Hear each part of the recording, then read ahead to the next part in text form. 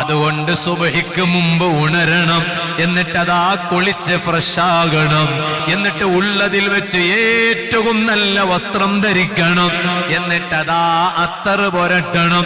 മുത്തുനബി സല്ലല്ലാഹു അലൈഹി വസല്ലമ തങ്ങൾക്ക് ഏറ്റവും ഇഷ്ടമുള്ളതാണ് പെർഫ്യൂം.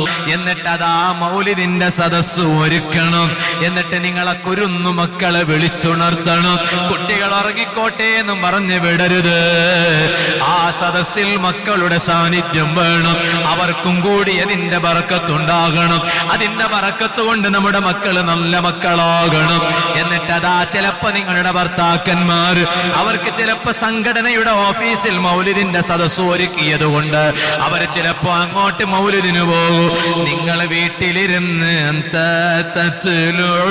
ബൈനനാ ഫിൽ കവാകിബി കൽബുദു